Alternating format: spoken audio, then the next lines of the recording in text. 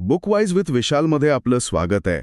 आज आपण मराठी साहित्यातल्या एका अशा कादंबरीवर बोलणार आहोत जी वाचून झाल्यावरही कित्येक दिवस आपल्या मनात घर करून राहते. विश्राम बेडेकर लिखित रणांगण. अगदी खरंय. ही कादंबरी म्हणजे केवळ काही पानांचा संच नाहीये, तो एक अनुभव आहे. दुसऱ्या महायुद्धाच्या धगीने होरपळणाऱ्या युरोपच्या पार्श्वभूमीवर दोन भिन्न संस्कृतींमधील दोन जखमी झालेल्या जीवांची ही कथा आहे. हो, आणि ही कथा फक्त त्या दोघांपुरती राहत नाही, ती आपल्या प्रत्येकाच्या आत चाललेल्या युद्धाची गोष्ट बनते.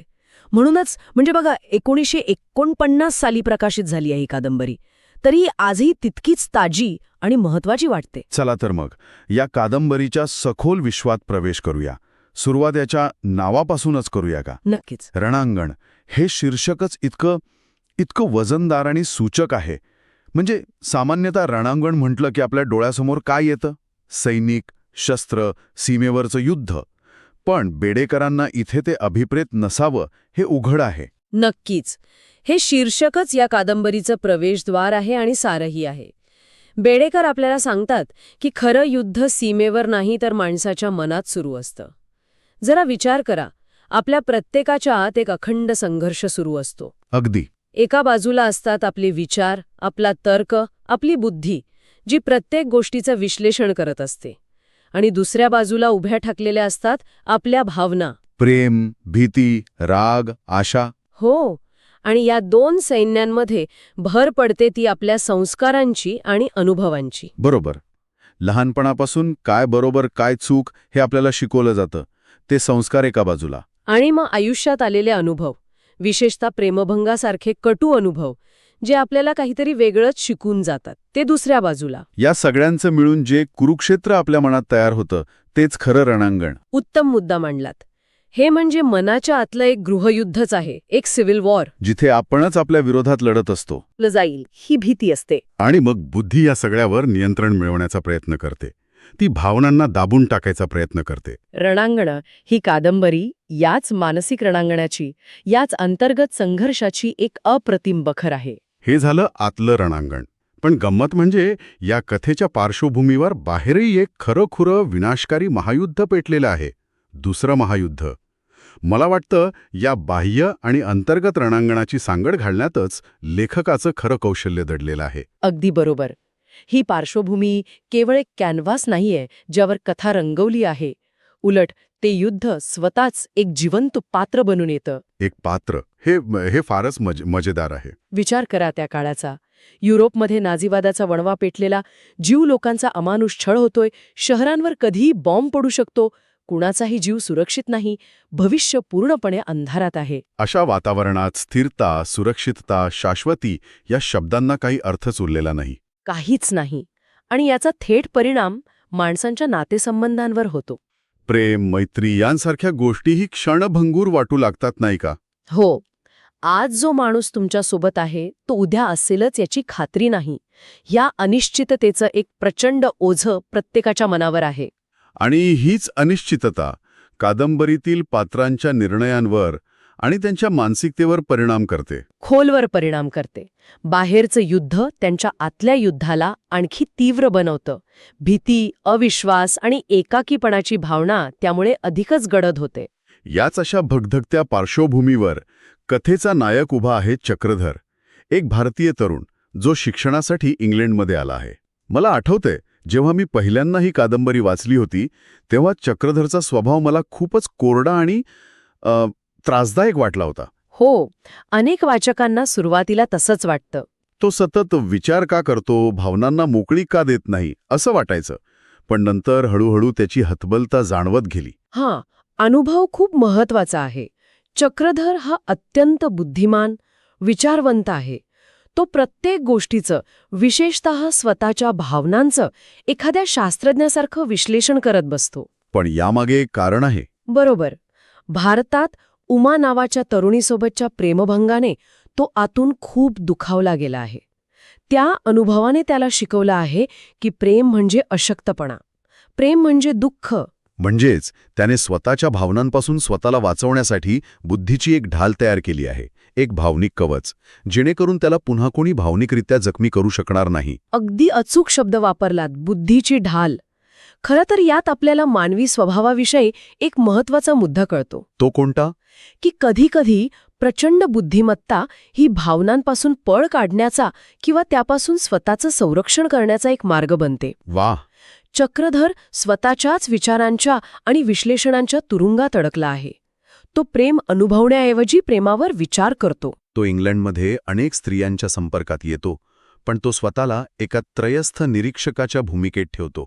तो भावनिक गुंतवणूक टाळतो, कारण त्याला पुन्हा त्याच वेदनेतून जायचं नाहीये. आणि याच मानसिक अवस्थेत, या युद्धजन्य परिस्थितीत तो भारतात परतण्याचा निर्णय घेतो.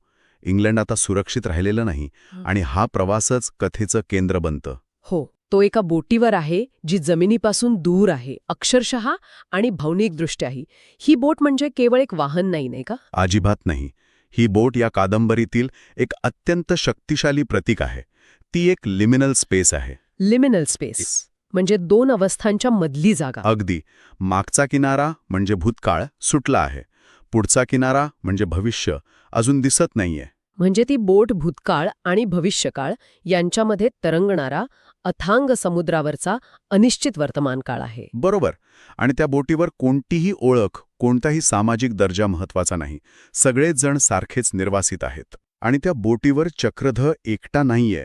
तिथे वेगवेगळ्या देशांचे, संस्कृतीचे लोक आहेत. हो, कुणी युद्धापासून जीव वाचवून पळतंय, कुणी नव्या आयुष्याच्या शोधात आहे. ती बोट म्हणजे जणू काही त्या उद्ध्वस्त झालेल्या जगाची एक छोटी प्रतिकृतीच आहे. अगदी, जिथे भीती, आशा आणि अनिश्चितता एकत्र प्रवास करत आहेत. आणि ही स्थिर जमिनीपासून दूर असल्याची भावना चक्रधरच्या मानसिक अवस्थेला तंतोतंत जुळते. बरोबर. तो स्वतःही भावनिकदृष्ट्या असाच तरंगतो आहे. त्याचे भारतीय संस्कार आणि पाश्चात्य विचार यांच्यात तो अडकला आहे. तो कुठेच पूर्णपणे स्वतःला जोडू शकत नाही. त्यामुळे ती बोट त्याच्यासाठी केवळ प्रवासाचं साधन नाही, तर त्याच्या मानसिक स्थितीचं बाह्य रूप आहे. असं म्हणायला हरकत नाही. आणि याच तरंगणाऱ्या, अनिश्चिततेने भरलेल्या जगावर चक्रधरची भेट होते हेरटाशी. हेरटा, एक जीव तरुणी. हो. आणि जर चक्रधर युद्धाचा निरीक्षक किंवा मानसिक साक्षीदार असेल, तर हेरटा ती त्या युद्धाची थेट बळी आहे. त्यामुळे होणारी भीती, अस्थिरता अनुभवली आहे, पण हार्टाने द्वेष, अपमान आणि वंशविच्छेदाचा अमानुषपणा प्रत्यक्ष सोसला आहे. तिच्याकडून तिचं घर, तिची माणसं, तिची ओळख, तिची सुरक्षितता, सगळं काही हिरावून घेतलं गेलंय. सगळं काही. सुरक्षितता म्हणजे काय हे ती विसरून गेली आहे. तिचं संपूर्ण आयुष्यच एकाकीपणा आणि असुरक्षिततेने व्यापलेलं आहे. ती सतत भीतीच्या छायेत जगली आहे. पण इतकं सगळं सोसूनही तिच्यात एक प्रकारची निरागसता आणि जगण्याची उमेद शिल्लक आहे असं वाटतं. अगदी. तिने माणसावरचा विश्वास पूर्णपणे गमावलेला नाही, हेच तिचं वेगळंपण आहे. तिच्या मनात प्रेम आणि आपलेपणाची एक खोल तहान आहे. द्वेषाच्या जगात तिला फक्त थोडी माया, थोडा आधार हवाय. हो. आणि याच गरजेपोटी ती चक्रधरकडे आकर्षित होते. त्यांची भेट खूप साधी आहे बरं का. त्यात कोणतीही नाट्यमयता नाही. प्रवासात दोन अनोळखी माणसं भेटतात तशीच. कशीच. पण त्या साधेपणातच एक सखोल अर्थ दडलेला आहे. मला वाटतं त्या दोघांमधलं न बोललेला संवाद जास्त महत्वाचा आहे. बरोबर. चक्रधरला हार्टाच्या चेहऱ्यावरचा थकवा, तिच्या डोळ्यांमधली खोल उदासी दिसते. पण त्याचबरोबर त्याला तिच्यात एक प्रकारची शांतता आणि कणखरपणा जाणवतो. ती त्याला आकर्षक वाटते. आणि हार्टाला चक्रधरच्या स्वभावातला विचारशील शांतपणा भावतो. तो इतर पुरुषांसारखा आक्रमक किंवा उथळ नाहीये. त्याच्या सहवासात तिला एक प्रकारची सुरक्षितता जाणवते, जी तिने खूप दिवसांत अनुभवलेली नसते. तिला वाटतं की हा माणूस आपल्याला समजून घेऊ शकतो. आणि इथूनच त्यांच्या खऱ्या अंतर्गत रणांगणाची सुरुवात होते. दोन जखमी माणसं एकमेकांसमोर येतात आणि नकळतपणे एकमेकांच्या त्या भावनिक कवचावर ओरखडे ओढायला लागतात. बरोबर. कारण हे जवळ येणं दोघांसाठीही सोपं नाही. अजिबात नाही. चक्रधरच्या मनात हार्टाविषयी ओढ निर्माण होते, पण त्याच क्षणी त्याची बुद्धी, त्याचा जुना अनुभव त्याला सावध करतो. या भावनेत अडकू नकोस, पुन्हा तेच दुःख मिळेल, असं त्याचं मन त्याला सांगू लागतं. तो तिच्याजवळ जायचा प्रयत्न करतो, पण लगेच 2 पावलं मागे येतो. तो स्वतःच्याच भावनांशी लढायला लागतो. तर दुसरीकडे हार्टासाठी चक्रधरचा सहवास हा वाळवंटातल्या ओवायासारखा आहे, एका काशेच्या किरणासारखा. पण तिलाही भीती वाटते. या द्वेषाच्या जगात कुणावर विश्वास ठेवावा? हा आपलेपणा खरा आहे की क्षणिक? पुन्हा एकटं पडण्याची भीती तिच्याही मनात आहे. आणि भावना विरुद्ध भीती, ओढ विरुद्ध अलिप्तता, विश्वास विरुद्ध शंका, या द्वंद्वांचीच ही कहाणी आहे. प्रेम करण्याची शक्यता निर्माण होताच त्यासोबत येणारी पुन्हा जखमी होण्याची भीती किती प्रबळ असू शकते याचं हे चित्रण आहे. बाहेरील समुद्राच्या लाटांवर त्यांची बोट हेलकावे खात असते आणि त्याचवेळी आत त्यांच्या मनात भावनांचे मोठे कल्लोळ उठलेले असतात. आणि याच अत्यंत नाजूक उत्कंठावर्धक वळणावर कादंबरीचा पहिला भाग संपतो. तर आज आपण रणांगणच्या पहिल्या भागाचा सविस्तर आढावा घेतला. युद्धाने ग्रासलेलं जग, त्या जगात तरंगणारी एक बोट, आणि त्या बोटीवर भेटलेली 2 जखमी मनं, त्यांच्यात सुरू होणारी एक अव्यक्त कहाणी. पुढच्या भागात आपण या कथेच्या दुसऱ्या भागावर चर्चा सुरू करू. चक्रधर आणि हार्टा यांच्या नात्याचे पुढे काय होते, त्यांचं हे अंतर्गत रणांगण त्यांना कोणत्या निर्णयापर्यंत घेऊन जातं, आणि या प्रवासाचा शेवट काय होतो हे आपण पाहणार आहोत. बुकवाईज विथ विशालला लाईक, शेअर आणि सबस्क्राईब करायला विसरू नका. आणि जाता जाता एक विचार: एखाद्या व्यक्तीच्या आयुष्यात बाहेरील युद्धापेक्षा मनातील युद्ध जास्त विनाशकारी ठरू शकते का? आणि अशा परिस्थितीत प्रेम हे शस्त्र ठरू शकते की एक नवीन जखम? विचार. तर मागच्या भागात आपण चक्रधर आणि हार्टा यांच्या प्रवासाची सुरुवात पाहिली, म्हणजे युद्धाच्या सावलीत. हो. एका अनोळखी जहाजावर 2 अनोळखी माणसे एकत्र येतात. पण ती भेट खरं तर फक्त एक ओळख होती की नाही? अगदी, फक्त एक सुरुवात. आता आपण कथेच्या दुसऱ्या भागात प्रवेश करतोय, जिथे ही ओळख एका खोल आणि गुंतागुंतीच्या नात्यात बदलते. हा भाग म्हणजे कथेचं हृदय आहे असं म्हणायला हरकत नाही. नक्कीच. आपण पाहणार आहोत की एका बोटीवर, समुद्राच्या अथांग पसरलेल्या पार्श्वभूमीवर आणि मृत्यूच्या सततच्या सावलीखाली ही 2 माणसे एकमेकांच्या जवळ कशी येतात. आणि या भागाची सगळ्यात खास गोष्ट म्हणजे यात काही मोठा ॲक्शन नाहीये. हो, कोणतीही नाट्यमयता नाही. हे नातं एखाद्या बंद काचेच्या घरात, म्हणजे ग्रीन हाऊसमध्ये लावलेल्या रोपट्यासारखं आहे. बाहेर वादळ आहे, प्रतिकूल हवामान आहे, पण आत एक सुरक्षित वातावरण आहे, जिथे हे नाजूक रोपटं हळूहळू मूळ धरतंय. खूप छान उदाहरण आहे हे. बोटीवरचे दिवस वरून पाहिलं तर अगदी एकसारखे वाटतात.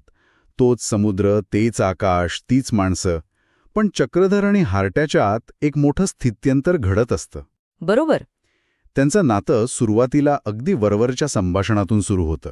हवामान, प्रवास, आपापले देश. हो, पण जसा समुद्र खोल होत जातो तसंच त्यांचं संभाषणही अधिक वैयक्तिक आणि खोल होत जातं.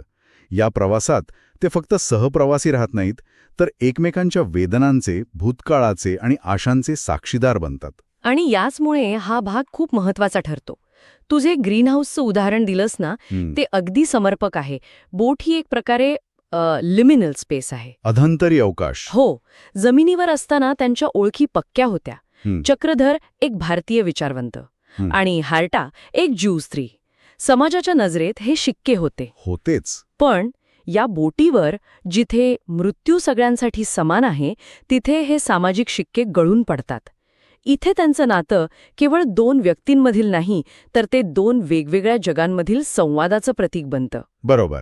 एकीकडे चक्रधर आहे, ज्याने भारतात सामाजिक विषमता पाहिली आहे आणि जो प्रेमभंगाच्या अनुभवातून भावनिकदृष्ट्या कोरडा, अलिप्त झाला आहे. आणि दुसरीकडे हार्टा, जिने धर्माच्या नावावर होणारा अमानुष छळ अनुभवला आहे. हो. या बोटीवर, जिथे बाहेरचं जग युद्धाने वेढलेलं आहे, तिथे हे दोघे एकमेकांसाठी एक सुरक्षित जागा तयार करतात.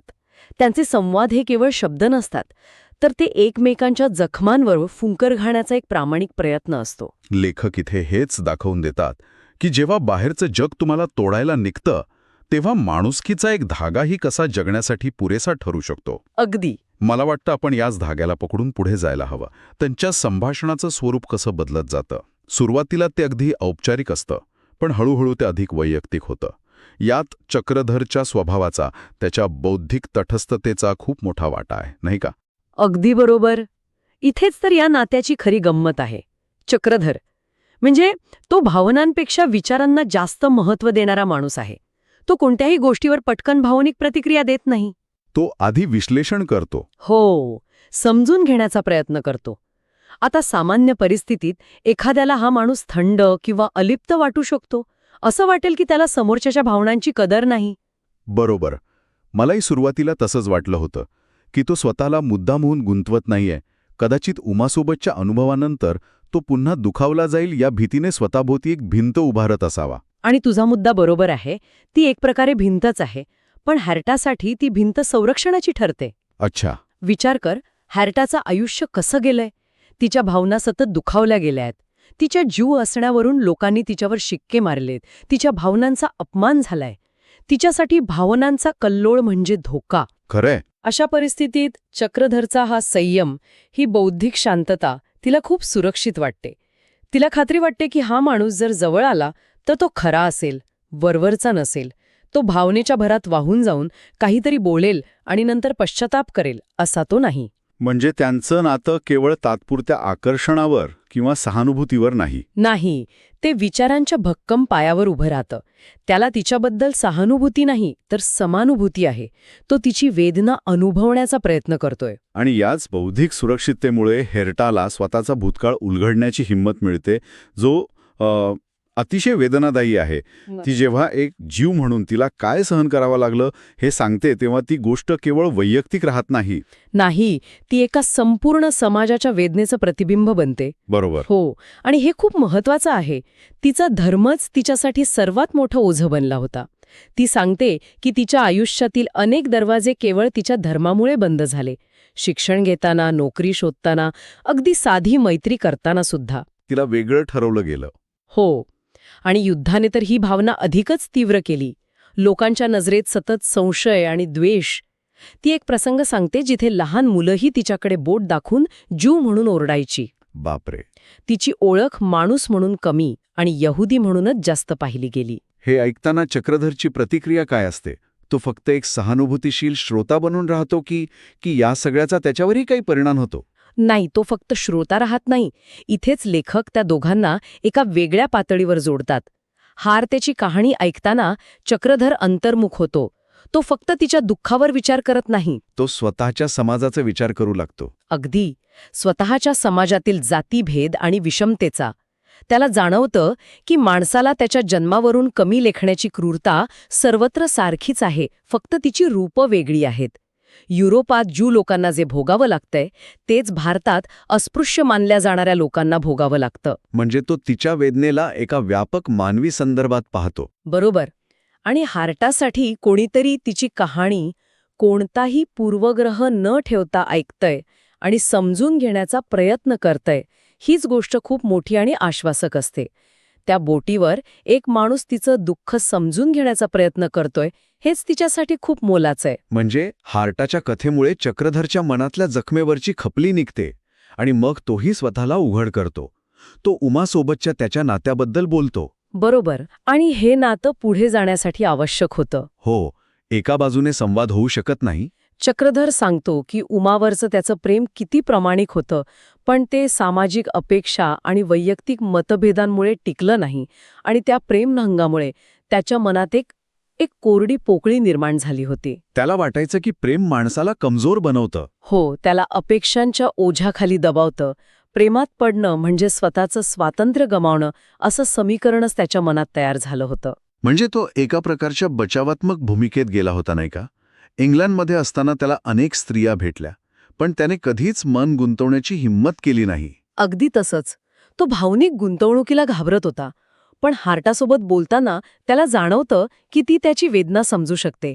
आता बघ, दोघांच्या वेदना किती वेगळ्या आहेत. हो, खूप वेगळ्या आहेत. एकाची वेदना सामाजिक छळातून आलेली आहे, जी तिच्या नियंत्रणाबाहेरची आहे. दुसऱ्याची वेदना वैयक्तिक प्रेमभंगाची आहे, पण तरीही त्या वेदनेचा मूळ धागा सारखाच आहे.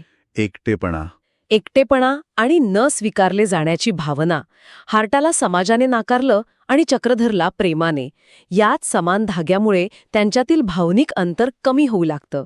ते एकमेकांचे केवळ सहप्रवासी राहत नाहीत, तर एकमेकांच्या जखमा ओळखणारे सोबती बनतात. आणि जसजसा हा भावनिक प्रवास पुढे जातो तसतसा बोटीवरचा बाह्य प्रवास अधिक धोकादायक होऊ लागतो. युद्धाची गडद छाया अधिक गडद होत जाते. शत्रूच्या पाणबुड्यांची भीती, हवाई हल्ल्यांची शक्यता. हे सगळं वातावरण अधिकच तणावपूर्ण बनतं.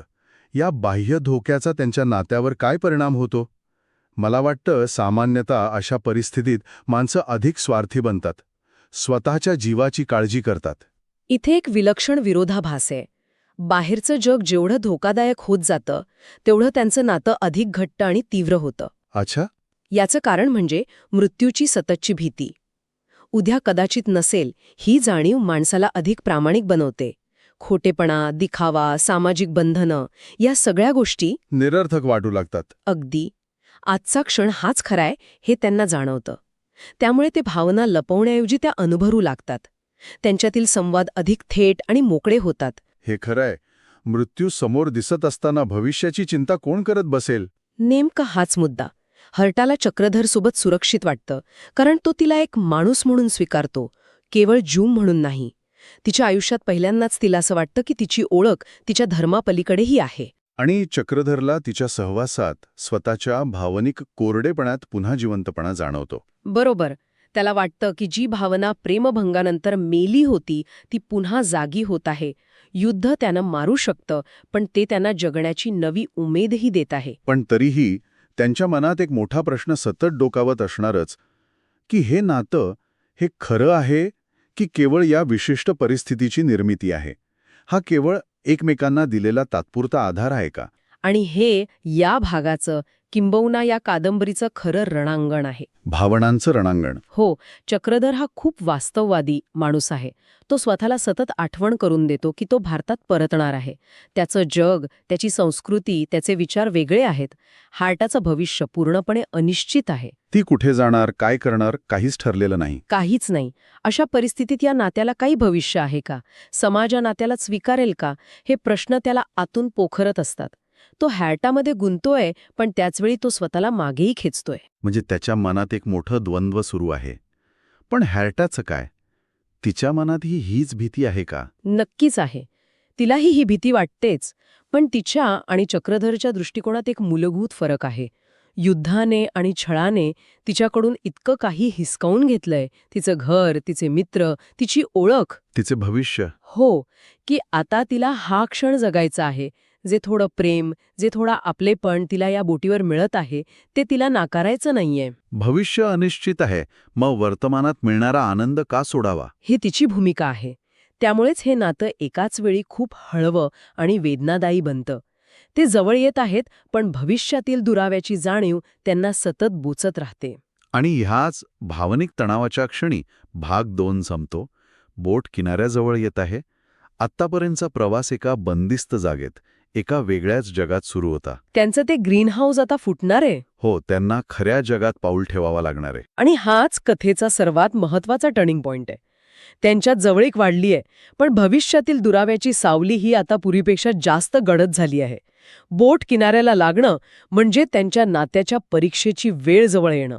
त्यांनी एकमेकांसाठी जे सुरक्षित जग तयार केलं होतं ते आता संपणार आहे. हो, बाहेरचं जग, समाज, वास्तव, देशांमधील अंतर, संस्कृतीतील फरक हे सगळं त्यांच्या नात्यावर आघात करणार आहे. इथेच लेखक आपल्याला एक अशा क्षणी सोडून देतात जिथे मन धास्तावलेलं असतं. हे प्रेम टिकेल की वास्तव आणि युद्ध त्याला गिळून टाकेल, हा प्रश्न वाचकाच्या मनात घर करून राहतो. तर भाग 2 अशा एका वळणावर संपतो जिथे दोन मनं एकमेकांच्या अगदी जवळ आली आहेत, पण त्यांचं भविष्य पूर्णपणे अंधारात आहे. एका बंदिस्त जागेत तयार झालेले हे नाजूक नातं आता खऱ्या जगाच्या कसोटीवर उतरणार आहे. हो. आणि जाता जाता विचार करण्यासाठी एक प्रश्न उरतोच. एखादं नातं जर विशिष्ट परिस्थितीत, विशिष्ट गरजेपोटी तयार झालं असेल, इथे गरज होती सुरक्षिततेची, समजून घेण्याची, तर ती परिस्थिती बदलल्यावर, ती गरज संपल्यावर त्या नात्याचं स्वरूप काय उरतं? त्याची ताकद टिकते की ते केवळ एक आठवण बनून राहतं? बरोबर. या प्रश्नावर नक्की विचार करा. तुम्हाला ही चर्चा आवडली असेल तर बुकवाईज विथ विशालला लाईक, शेअर आणि सबस्क्राईब करा. पुढच्या वेळी आपण या पुस्तकाच्या शेवटच्या भागावर चर्चा सुरू करू. नमस्कार आणि स्वागत आहे. रणांगण या कादंबरीवरच्या आपल्या चर्चेच्या अगदी शेवटच्या टप्प्यात आपण आलो आहोत. हो, शेवटचा आणि कदाचित सर्वात महत्वाचा टप्पा. अगदी. मागच्या भागांमध्ये आपण पाहिलं की चक्रधर आणि हॅर्टा युद्धाच्या त्या भयानक वातावरणात एका बोटीवर कसे एकत्र येतात. आणि त्यांच्यात एक नातं तयार होतं. हो, एक खूप नाजूक, खूप सुंदर नातं. ती बोट म्हणजे जणू त्यांचं एक वेगळंच जग होतं. पण आता तो प्रवास संपतोय. बोट किनाऱ्याला लागते. आणि हा क्षण मला नेहमीच माहितीये एखाद्या सुंदर सिनेमाच्या शेवटासारखा वाटतो. सिनेमाचा शेवट हे इंटरेस्टिंग आहे. म्हणजे कसं? हो, म्हणजे बघा का, आपण थिएटरमध्ये असतो, लाईट्स बंद, आणि बाहेरच्या जगाचा पूर्ण विसर पडलेला असतो. अगदी आपण त्या कथेचा भाग होऊन जातो. चक्रधर आणि हेरटासाठी ती बोट म्हणजे तेच होतं, एक एक बंद थिएटर. बरोबर. तिथे नियम नाहीत, बंधनं नाहीत. हो, तिथे ना समाज होता, ना धर्म, ना देश, फक्त 2 माणसं होती आणि त्यांच्या भावना होत्या. पण आता सिनेमा संपलाय आणि थिएटरचे दिवे लागलेत. बाहेरचं वास्तव, बाहेरचा तो सगळा गोंगाट, सगळी रहदारी त्यांची वाट बघतीये. वाह, काय मस्त ॲनॉलॉजी आहे ही. आणि हे अगदी खरं आहे, कारण किनाऱ्यावर उतरणं ही फक्त एक शारीरिक क्रिया नाहीये. नाहीच. ते एका स्वप्नातून जागा होण्यासारखं आहे. बोटीवरचं जग हे नियमांशिवायचं होतं, पण किनाऱ्यावरचं? ते नियमांनी, परंपरांनी, जबाबदाऱ्यांनी बांधलेलं आहे. हो, आणि इथेच त्यांच्या नात्याची खरी कसोटी लागणार आहे. बरोबर. आणि म्हणूनच या शेवटच्या भागात आपण याच प्रश्नांची उत्तरे शोधणार आहोत. या वास्तवाच्या जगात त्यांच्या प्रेमाचं काय होतं?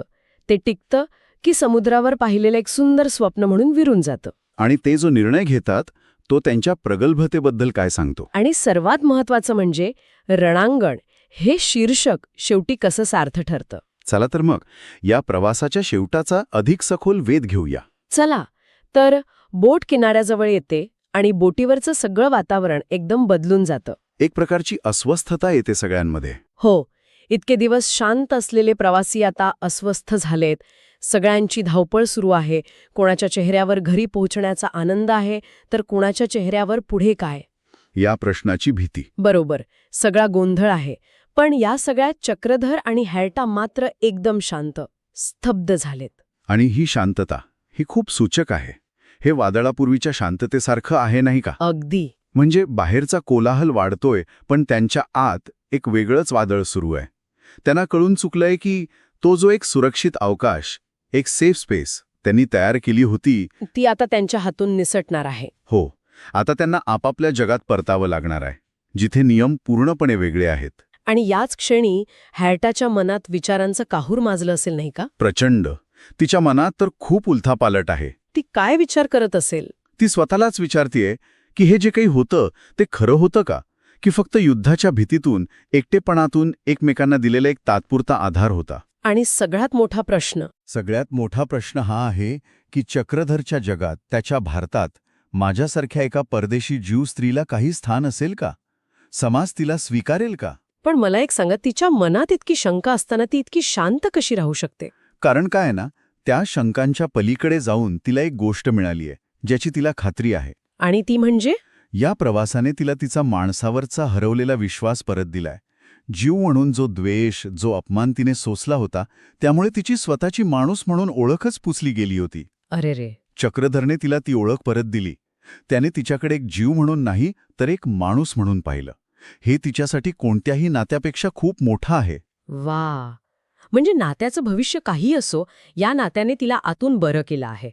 पण चक्रधरचं काय? तोही तितकाच अस्वस्थ आहे का? नक्कीच. त्याच्या मनात हार्टाविषयी प्रचंड ओढ आहे, प्रेम आहे. पण तो स्वप्नाळू नाहीये. तो वास्तवाचं भान असलेला माणूस आहे. हो, त्याला माहितीये की भारतात परतल्यावर काय परिस्थिती असेल. तिथला समाज, कुटुंब, धर्म, संस्कृती या सगळ्या गोष्टी तो टाळू शकत नाही.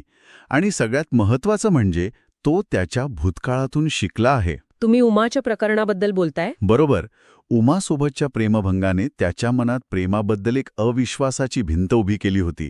त्याला वाटत होतं की प्रेम म्हणजे फक्त वेदना. आणि हाटामुळे ती भिंत कोसळली? हो, प्रेम माणसाला कसं समृद्ध करू शकतं हे त्याला पुन्हा एकदा जाणवलं. पण तो पुन्हा ती चूक करणार नाहीये. कोणती चूक? वास्तवाकडे डोळेझाक करून फक्त भावनेच्या आहारी जाण्याची चूक. हाच त्याच्यातला बदल आहे, हीच त्याची प्रगल्भता आहे. म्हणजे दोघंही एकाच निष्कर्षाप्रत पोचत आहेत, पण वेगवेगळ्या मार्गांनी. अगदी. दोघंही एकमेकांवर प्रेम करतात, पण त्यांना हेही कळतंय की त्यांचं एकत्र येणं हे जवळपास अशक्य आहे. ही जाणीव किती वेदनादायी असेल. नसतात. हो, फक्त एक नजर असते, एक शांत समज असते. आणि हेच मला या कादंबरीचं सर्वात सुंदर वैशिष्ट्य वाटतं. ते एकमेकांना कोणतीही खोटी आश्वासनं देत नाहीत. नाही. मी तुझी वाट पाहीन किंवा आपण पुन्हा भेटू असं काहीच नाही. कारण त्यांना शब्दांची गरजच नाहीये. शब्दांनी कदाचित या नात्याचा अपमानच झाला असता. खरंय. त्यांचं मौन हे हजारो शब्दांपेक्षा जास्त बोलकं आहे.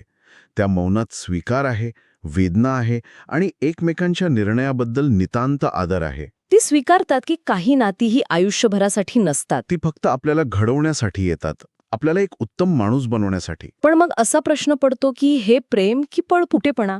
म्हणजे ते त्यांच्या प्रेमासाठी लढू शकले असते ना? हा खूप महत्वाचा प्रश्न आहे. त्यांनी तो प्रयत्नही न करता हार का मानली? माझ्या मते हा पळपुटेपणा नाही, ही प्रगल्भता आहे.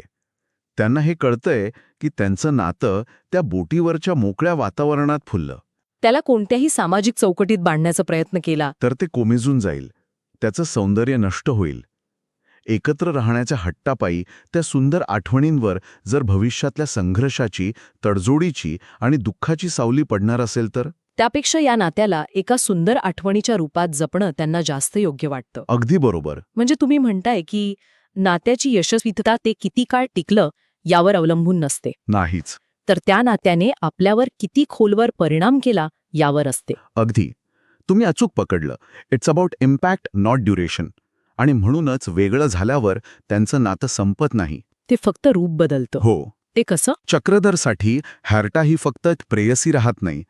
ती त्याच्यासाठी एक अनुभव बनते, एक शिकवण बनते. तिचा संघर्ष, तिची ताकद, या भयाण परिस्थितीत ती टिकून राहिलेली तिची माणुसकी, हे सगळं त्याच्या मनात कायमचं घर करून राहतं. ती त्याच्यासाठी एका नैतिक ध्रुवताऱ्यासारखी बनते. आणि हाल्टासाठी चक्रधर म्हणजे माणुसकीवरच्या विश्वासाचं प्रतीक बनतो. खरंच ज्या जगात तिला तिच्या धर्मामुळे फक्त द्वेष मिळाला, त्या जगात एका माणसाने तिला कोणत्याही लेबलशिवाय फक्त एक माणूस म्हणून स्वीकारलं, प्रेम दिलं, आदर दिला. युद्धाच्या त्या अंधारात मिळालेला हा प्रकाशाचा किरण ती आयुष्यभर विसरू शकत नाही. त्यामुळे हा विरह त्यांना तोडत नाही, उलट दोघांनाही अधिक समृद्ध करतो. म्हणजे ही एक अशी प्रेमकथा आहे जिचा शेवट विरहात आहे, पण तो विरह सुद्धा सकारात्मक आहे. हे खरंच खूप वेगळं आहे. आणि मला वाटतं इथेच आपल्याला कादंबरीच्या रणांगण या शीर्षकाचा खरा अर्थ सापडतो. बरोबर. आतापर्यंत आपल्याला वाटत होतं की रणांगण म्हणजे दुसरं महायुद्ध, तोफा, रणगाडे, सैनिकांची लढाई. पण खरा संघर्ष तर वेगळाच आहे. हो, खरं रणांगण तर या पात्रांच्या मनात सुरू आहे. भावना आणि वास्तव यांच्यातलं युद्ध, प्रेम आणि सामाजिक बंधनं यांच्यातलं संघर्ष, हे खरं रणांगण आहे. अगदी बरोबर. चक्रधरचं रणांगण हे त्याच्या भूतकाळाशी, त्याच्या मनातल्या अविश्वासाशी आहे. आणि हॅर्टाचं रणांगण हे तिच्या अस्तित्वासाठी, तिच्या ओळखीसाठी आणि धर्माच्या नावावर होणाऱ्या अत्याचारांविरुद्ध आहे. लेखक विश्राम बेडेकर हेच दाखवून देतात की बाहेरची युद्ध कधी ना कधी संपतात, पण माणसाच्या मनातली ही रणांगणं आयुष्यभर सुरूच राहतात. आणि ह्या आतल्या रणांगणात विजय मिळवणं म्हणजे काय? यात विजय मिळवणं म्हणजे कोणाला हरवणं नाही. मग यात विजय आहे स्वतःला ओळखण्यात, वास्तवाला स्वीकारण्यात आणि सगळ्यात वाईट परिस्थितीतही आपली माणुसकी जपण्यात. चक्रधार आणि हॅर्टाचं नातं हे त्या विध्वंसक युद्धाच्या पार्श्वभूमीवर माणुसकीच्या विजयाचं प्रतीक आहे. हो, ते आपल्याला सांगतात की धर्म, देश, वंश या सगळ्याच्या पलीकडे एक गोष्ट आहे आणि ती म्हणजे माणुसकी. हाच या कादंबरीचा कालातीत संदेश आहे. खरंच, रणांगण ही कादंबरी वाचून झाल्यावर खूप वेळ मनात रेंगाळत राहते. तर या कादंबरीचा शेवट कोणत्याही परिकथेसारखा हॅपीली एव्हर आफ्टर असा नाही. नाहीच. इथे कुणी कायमचे एकत्र येत नाही, पण कुणी पूर्णपणे तुटतही नाही. इथे आहे तो फक्त स्वीकार, परिस्थितीचा, वास्तवाचा आणि स्वतःच्या भावनांचा एक प्रामाणिक स्वीकार. आणि चक्रधर हार्टाची ही कथा आपल्याला हेच सांगते की काही नाती आयुष्यभराची सोबत करण्यासाठी नसतात, ती आपल्याला घडवण्यासाठी येतात. प्रेम या संघर्षात कधी शस्त्र बनतं, कधी जखम, तर कधी त्या जखमेवरची फुंकर. रणांगण ही केवळ एक प्रेमकथा नाही, ती माणसाच्या आतल्या युद्धाची आणि त्या युद्धातही टिकून राहिलेल्या माणुसकीची एक अजरामर गाथा आहे. जर तुम्हाला अशाच दर्जेदार पुस्तकांचं सखोल विश्लेषण आणि सारांश आवडत असेल तर बुक वाईज विथ विशाल या चॅनलला नक्की लाईक, शेअर आणि सबस्क्राईब करा. तिथे तुम्हाला अशा अनेक पुस्तकांवरच्या चर्चा ऐकायला मिळतील. आणि जाता जाता तुमच्यासाठी एक विचार सोडून जातो. बाहेरच्या जगातल्या युद्धांमध्ये, मग ते करिअरचं असो, नात्यांचं असो किंवा समाजाचं असो, आपण इतके गुरफटून जातो की आपल्या आत जे खरं रणांगण सुरू आहे त्याची आपल्याला जाणीव तरी होते का? तुम्हाला पुढच्या वेळी कोणत्या पुस्तकाचा सारांश ऐकायला आवडेल? तुमच्या सूचना कमेंट्समध्ये नक्की कळवा. तुमची निवड पुढच्या भागात सादर केली जाऊ शकते.